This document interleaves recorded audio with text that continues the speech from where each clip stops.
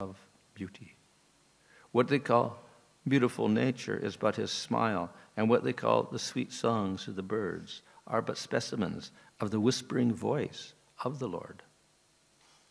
There are administrative demigods in charge of departmental service of cosmic management, and there are tiny administrative gods in the state service. They're always afraid of other competitors, but if they take shelter of the arms of the Lord can protect them always from the attacks of enemies. A faithful servant of the Lord engaged in the service of administration is the ideal executive head and can well protect the interests of the people in general. Other so-called administrators are symbols of anachronisms leading to the acute distress of the people who are governed by them. The administrators can remain safely under the protection of the arms of the Lord. The essence of everything is the Supreme Lord.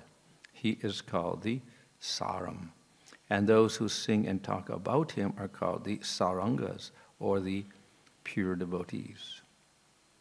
The pure devotees are always hankering after the lotus feet of the Lord.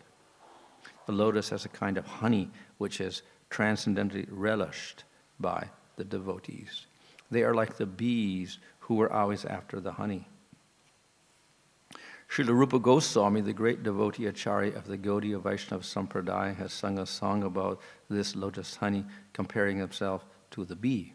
O my Lord Krishna, I beg to offer my prayers unto you. My mind is like the bee, and it is always after some honey. Kindly, therefore, give my bee-like mind a place at your lotus feet, which are the resources for all transcendental honey. I know that even big demigods like Brahma do not see the rays of the nails of your lotus feet, even though they are engaged in deep meditation for years together. Still, O infallible one, my ambition is such, for you are very merciful to your surrendered devotees. O Madhava, I know also that I have no genuine devotion for the service of your lotus feet. But because your lordship is inconceivably powerful, you can do what is impossible to be done. Your lotus feet can deride even the nectar of the heavenly kingdom, and therefore I am very much attracted by them. O Supreme Eternal, please therefore let my mind be fixed at your lotus feet, so that eternally I may be able to relish the taste of your transcendental service. The devotees are satisfied with being placed at the lotus feet of the Lord and have no ambition to see his all-beautiful face or aspire for the protection of the strong arms of the Lord. They are humble by nature, and the Lord is always leaning towards such humble devotees. Translation: the Lord's chest is the abode of the goddess of fortune. His moon-like face is the drinking vessel for eyes which hanker after all that is beautiful. His arms are the resting places for the administrative demigods, and his lotus feet are the refuge of pure devotees who never talk or sing of any subject except his lordship. So the previous verse described how the people were eager to see Krishna, who was the reservoir of all beauty. And when they saw that beautiful form, they were never tired of that. They were never satiated by seeing that beauty. So this verse, therefore, expands upon that, and it begins to show the elements of beauty which the people of Dwarka saw. So it starts with his chest, uras. And it describes how these different limbs not only are beautiful, but they attract various types of persons, and they give various blessings. So the chest is described here as the dwelling place of Lakshmi. Now that is, of course, literally the fact. We see that the Lord has Lakshmi dwelling on his chest in the form of a golden line. In this way, he gives shelter to Lakshmi. And of course, more metaphorically, he embraces Lakshmi to his chest. And then we see even murtis like that, like Balaji has Lakshmi on the chest. There's a little Lakshmi here on Balaji's chest. This is literal, but also we can say it is symbolic in one sense, and that is what Prabhupada explains in the purport. Some people want wealth, and Lakshmi represents wealth. So where is the wealth? It's on the chest of the Lord. So if you worship the Lord, you get all wealth, basically. So that, of course, is from the gross point of view. It is not pure bhakti. But the Lord contains everything. And, of course, material wealth is all there for the Lord. He is the source of all wealth. He owns everything. And the Lord is called Chintamani because he can bestow anything. So if you want material wealth, the Lord can bestow that. So in second canto, therefore, Sukadeva Goswami says, if you have all desires, then you worship the Lord, and he'll fulfill all those material desires. And if you want liberation, you ask the Lord, and he'll give you liberation also. So either anything in the material world you can get from the Lord, you can get liberation from the Lord, or you can get anything in the spiritual world from the Lord. So the Lord gives everything. And some people are attracted to material wealth, so the Lord can give that. However, there's material wealth and there is spiritual wealth. So we have the material Lakshmi, who is represented as a Devi, a goddess with gold coins streaming from her hands, material Lakshmi. And when they churned the milk ocean, then a Lakshmi came out who became the Devata for people who want money. So that was the material Lakshmi. But in the spiritual world, we have a different Lakshmi. This material Lakshmi is a reflection of that spiritual Lakshmi in the spiritual world. Because obviously nobody needs money there. You don't need money for anything in the spiritual world. You don't have to buy anything. Everything is a desire tree. Anything you want is automatically manifested. So you don't really need anything. And obviously, you don't need food to maintain your body. You don't need anything, actually, because you don't depend on material elements as we do in this material world, because we don't have material bodies. So money is unnecessary. So why do we have a Lakshmi in the spiritual world? So Lakshmi ultimately is a representation of all that is attractive to the Lord. Lakshmi is full of all beauty and full of all bliss. And of course, in the ultimate form, it is Radha. And Radha is Hladini Shakti of the Lord, the bliss Shakti of the Lord. So that's the spiritual Lakshmi. And thus, the Lord is always sitting beside his consort. Radha is with Krishna, Lakshmi is with Vishnu. Which represents the idea that the Lord is always engaged in bliss. Because he's always with his consort. And therefore, in the spiritual world, we say the Vishnu or Krishna and his consort represent spiritual wealth, which is prema and ananda. So that is also available from the Supreme Lord. If we want spiritual benediction, then we approach the Lord's consort, and she becomes merciful, and we get the mercy of the Lord, and then we get prema. Therefore, the devotee sees that Lakshmi on the chest of the Lord as something completely different from the materialist. But the Lord can supply everything, the material things and spiritual things as well. So, in this way, the Lord has a great beauty by being able to fulfill all the desires of everyone. And his face is the drinking vessel of the eyes, which means that the eyes drink his beauty. His face's beauty. The eyes are like mouths, and they're drinking all of the beauty from the Lord's face, to illustrate the fact that the eyes are always eager to see the Lord, and they experience sweetness or nectar from seeing the Lord, just as you drink water or you drink some sweet nectar, and you get a wonderful taste, and you quench your thirst. So, same way, your eyes see the Lord, and you get a wonderful experience of sweetness from that beauty, which is very, very satisfying.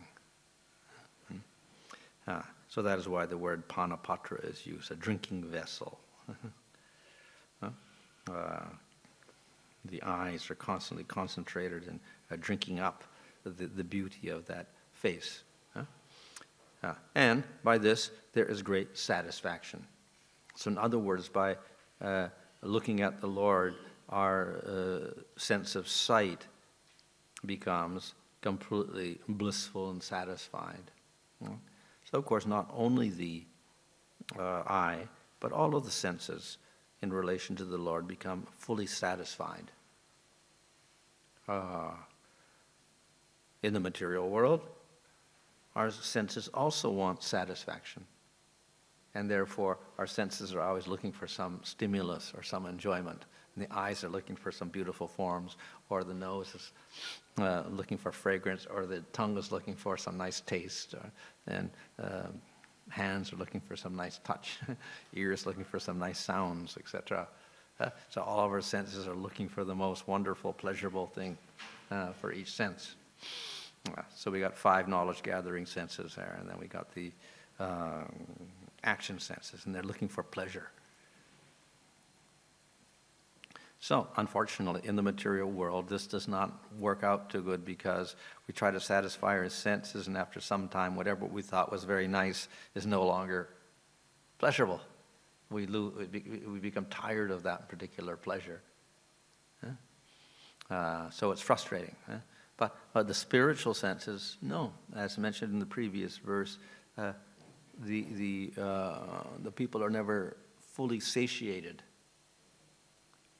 on seeing the Lord and sensing the Lord with their different senses. The experience is always fresh and new, and therefore it's always fully blissful. And it is, one never tires of seeing the Lord, the beauty of the Lord, his face, etc., or hearing the voice of the Lord, etc. All of the senses completely enlivened every time they contact the Supreme Lord. So, therefore, the senses are completely blissful on seeing the form of the Lord, and particularly his face. Here, the details of the face are not given, but if we go to the other literatures of the Goswamis and Acharyas, then we will see very detailed descriptions of the Lord's face. So he has the eyes, which are very, very attractive. He has his eyebrows, which are attractive. He has his nose, which is attractive. He has his lips, which are attractive. He has his forehead, which is attractive. He has his cheeks, which are attractive. He has his chin, which is very attractive. His ears, which are very attractive. He got the hair, which is very attractive. So all the elements of his face are described in terms of highest beauty, most attractive.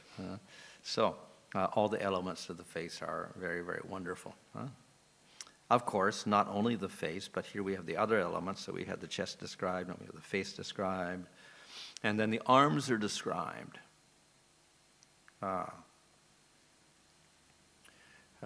And it describes them in relation to the lokopalas. the protectors of the planets. So the Lokapalas are actually the different devatas. And they, of course, are living on some heavenly planet. And they also function to give blessings to the earth by giving, water and air and sunlight, etc. So these are the arms or the resting places of the devatas, administrative devatas. They can take shelter of the arms of the Lord. So the arms of the Lord are, in one sense, compared to the administrative ability of the demigods, but in a superior way, and therefore the devatas take shelter of those arms. So what do the arms do? They carry out various activities. They make various arrangements.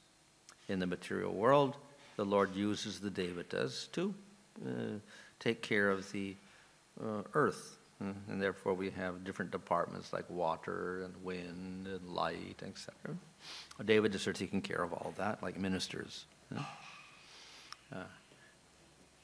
In the spiritual world, of course, not necessary. We don't need anything. Nothing is dependent on material things at all. But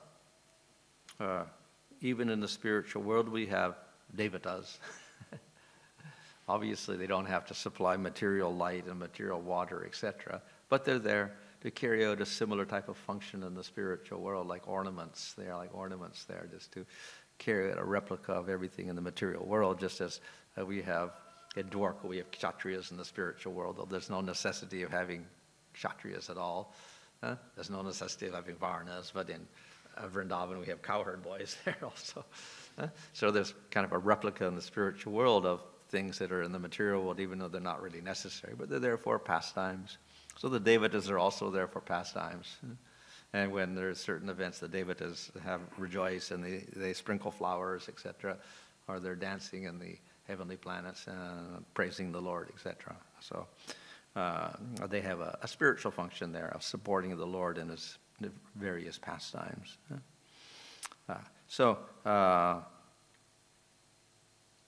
Prabhupada in the purport, he explains how the administrators in the material world are not so perfect, and we're having problems because there's competition among the administrators on the various levels and anxieties, etc. It's not a perfect affair. If we go to the heavenly planets, it is better, but even there, it is not perfect. So in Brihad Bhagavatamrita, Sanatana Goswami explains that actually in the heavenly planets, so from our point of view, it looks very nice. Not so nice because they're also competing there, and therefore the devatas are full of worry, worrying about the next devata and his position in relation to their position. There's always competition among the different devatas to see who's got more powers. So the anxiety there also. So this is throughout the material world, no matter what position you have, what service you have, because of material minds, our material minds with imperfections in them, there's always some defect in the arrangements. We have contaminated minds, so this contaminates the whole setup, in spite of the fact that it's set up by the Supreme Lord. So in the spiritual world, no problem. Nobody has that imperfection, and the Supreme Lord is there, presiding over everything, giving satisfaction everywhere. So there's no need to compete at all there in the spiritual world. There is no friction at all. Of course, we have what looks like competition. We have different cowherd boys, and they have wrestling matches, and they're competing with each other, and one is saying, I'll win, and I will say, I will win. And Krishna sometimes there, and his cowherd boy friend says, I'm gonna defeat Krishna. Sometimes they do. So in that sense, there's competition. But again, that is not material competition based upon pride and identification with our own power, etc. It is only, therefore, increasing the rasa of the spiritual world. And it's based upon the complete surrender of every devotee to Krishna. It's based upon their great affection for Krishna, and this is only an expression of their love for Krishna to have this type of competition. So it increases the affectionate relationship. That's all it's there for. So it may look like the competition in the material world, but it's very, very different. And it gives rise to greater and greater bliss. So, in this way, in the spiritual world, we have a completely perfect arrangement for everything. So those in the material world, of course, can look up to the Lord as the protector and the one who will solve all the problems, etc. So in that way, he's the ultimate shelter for people who want to solve problems in the material world. Some people apply to the devatas and pray to the devatas, but the devatas are applying to the Supreme Lord. They get their power from him. So therefore, the devatas here are described as being under the protection of the Lord's arms. And then we have the feet, the lotus feet. And these are described in relation to the devotees, or the sarangas. Now, the saranga is an interesting word. Of course, sara means essence. But saranga can mean devotees. It can mean bees, bumblebees. It can also mean swans, saranga. So and Prabhupada explains it in terms of the bees. The bees go to the lotus to get honey because very, very sweet. So the devotees are like the bees, and they're attracted to the lotus feet of Krishna because the lotus feet of Krishna are very sweet. Or we have the swans. What do the swans do? They're playing in the lotuses also. The hamsa. They are playing in the lotuses. So either case, the devotees are like swans, or the lotus devotees are like bees, and they're attracted to the lotuses. So the devotees are attracted to the lotus feet of the Lord, and they derive great pleasure there. Why the feet? Why the devotees are attracted to the lotus feet? Why not to the other parts of the body? Of course, the devotees here, the people of Dwarka, are looking at all aspects of the Supreme Lord. We often see the lotus feet described. So this is because the devotees, particularly those who are doing sadhana, are practicing getting rid of all of their pride and false ego and expressing humility. And their very low position in front of the Supreme Lord. So therefore, to express such humility, they approach the lotus feet of the Lord, the lowest anga of the body, not the highest part, but the lowest part of the body. And of course, they put their highest anga, their heads at the lotus feet of the Lord. So it's often an expression of humility to talk about the lotus feet of the Lord. So though the lotus feet of the Lord are the lowest limb of the Lord, does not mean they're inferior in any way, because the Lord's limbs are absolute. So though they're the lowest limb, they also become most attractive, and they're also full of all bliss. And that is why they're called lotuses, because they're attracting, like the bee is attracted to the honey, because the honey is so sweet. So the devotees are attracted to the lotus feet of the Lord, because those lotus feet are also full of all attraction. And we see not just the sadhakas, but even the highest devotees are attracted to the feet of the Lord. So we see the gopis also are attracted to the lotus feet of the Lord. And when they see his footprints in Vrindavan, marked with the different signs like the flag and the thunderbolt and the lotus, and they look at those feet, they develop ecstatic symptoms just by looking at the footprints of Krishna. And we see descriptions of how they are holding the lotus feet of Krishna or massaging the lotus feet of Krishna. And they're meditating on the fact that in the forest his lotus feet will get injured because of the sharp stones and twigs, etc. So they're always trying to give protection to Krishna and his lotus feet. So therefore even the highest devotees meditate on the lotus feet of Krishna, what to speak of the sadhakas, because they do have, they're absolute, and within them they have all beauty, etc. So all of the limbs of the Lord are most beautiful. Plus, each limb has its particular function and therefore particular properties, like the arms being protective, the feet being objects of surrender, the face being the object of beauty for the eyes, and the chest being a shelter of all wealth, etc. So all of the forms of the Lord are attractive in this way. But Krishna is even more attractive in all of these features than any other form. And we can apply this same image to our description to Vishnu or Rama, and it's true also. Vishnu is the shelter of Lakshmi, and his arms are protective, and his face is most beautiful for the eyes, and his lotus feet are most wonderful. But with Krishna, because he is Swayam Bhagavan, these elements are even more attractive, more astonishing, all of these different limbs of his body. And that is why he's put in a special position. So in Nectar Devotion there's a description of all the different qualities of the Lord. He has, and some of those qualities, 50 of those qualities the jiva can have also. And then we have 5 more that Shiva has, and 5 more that Vishnu has, so we get 60 qualities. Then we have 64 qualities that Krishna manifests. So he manifests a few extra qualities.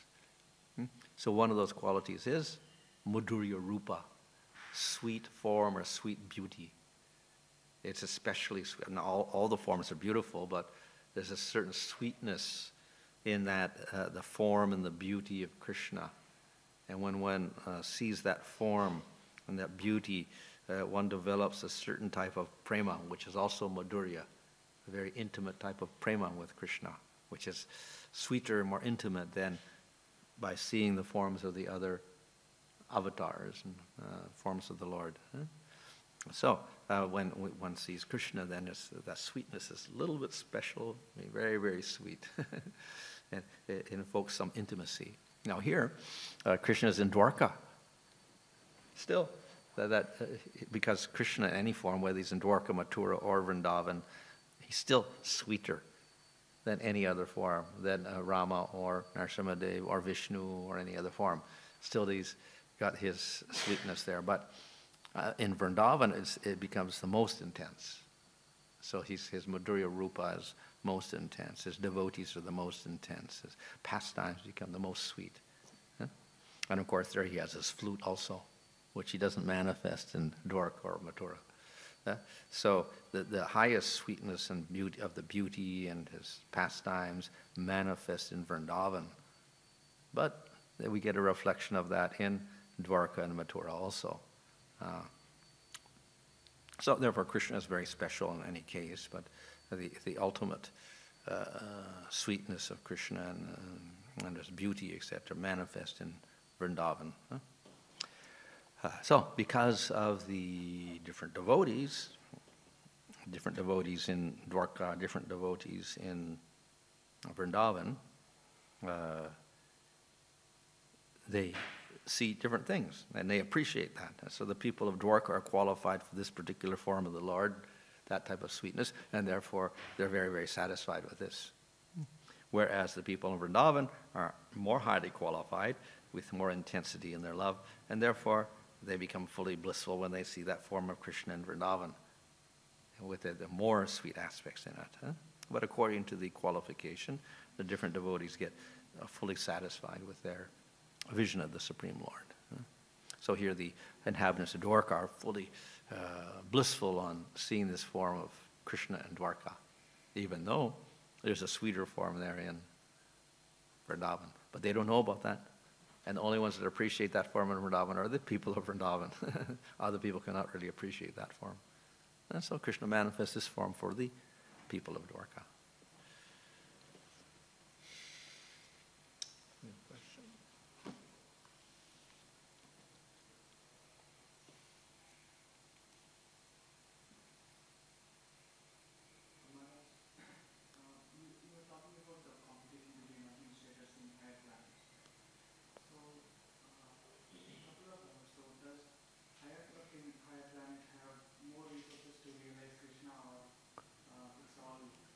It's a yes and a no sense.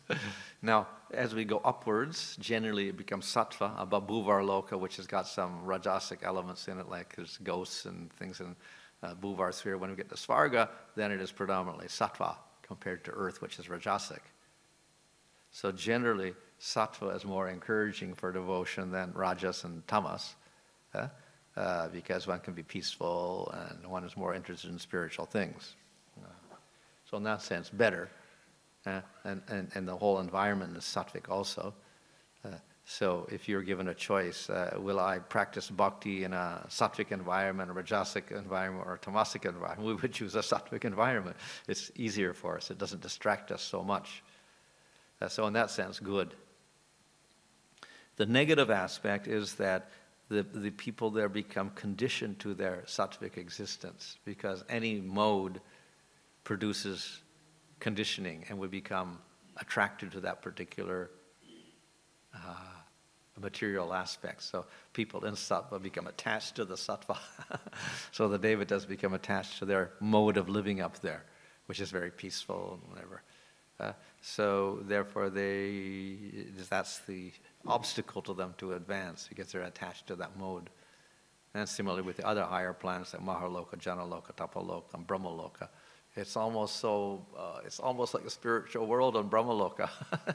So they don't, some of them see, well, why have to go any further? It's so peaceful here, so wonderful. It's almost spiritual. No birth, no death, no old age, no disease like this. Oh, of course, there is a problem because there is a death. After billions of years, they have to give up their body. But in the meantime, they're very, very calm. So then there's less impetus to advance further. This is the problem. Whereas if we have the Earth planet, where there's a mixture, and we have birth and death, old age, and disease quite visible, then there's a little bit of an impetus, a reminder that anywhere in the material world is not a very good place, and that we better get out of the material world completely. And so it's an impetus for developing spiritually. So that's the advantage of the Earth over the other places.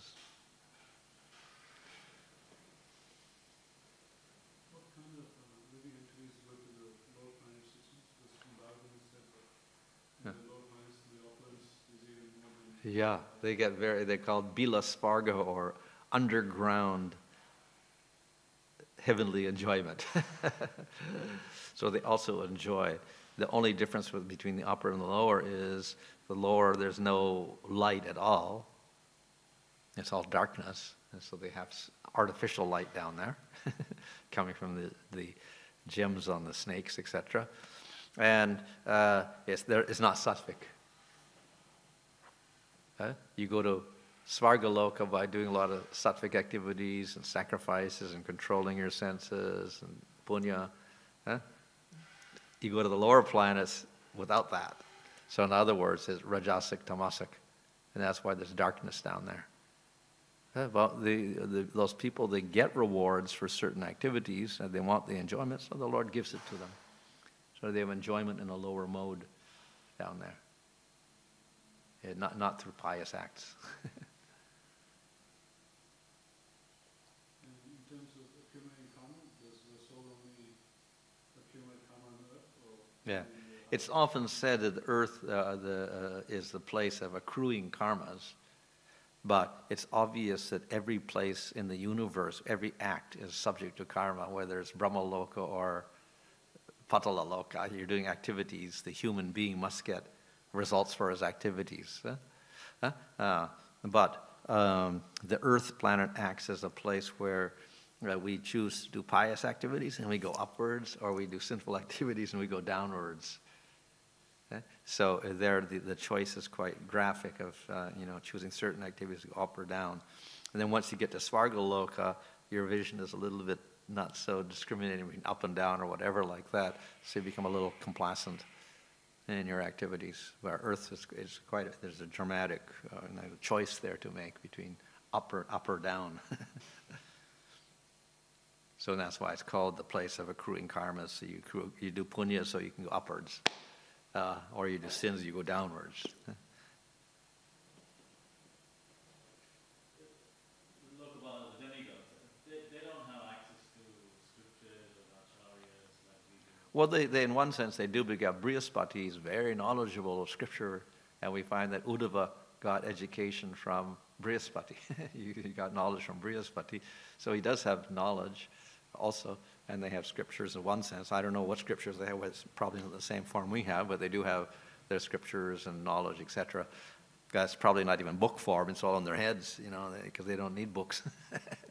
They don't need written word at all. It's all, concepts rather than, verbalized things.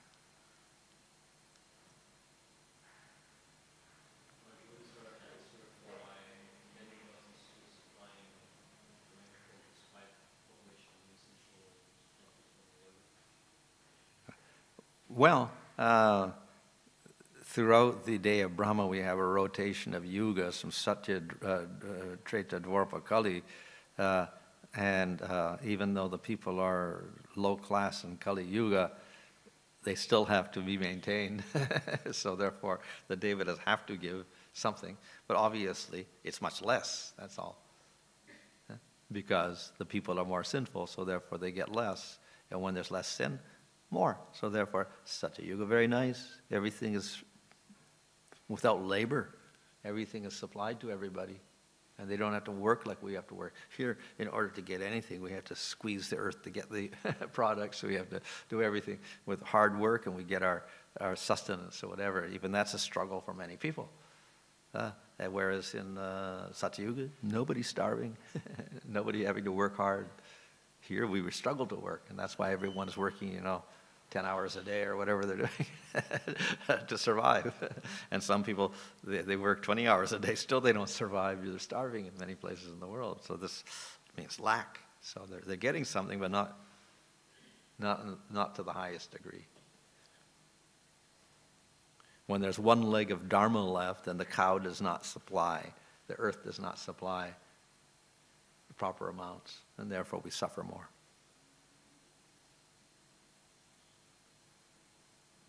So we see lack on the earth is because of that.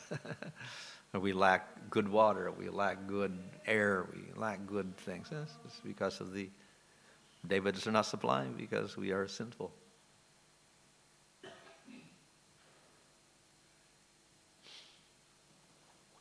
The word sarangam, you mentioned it means the bees or the swan.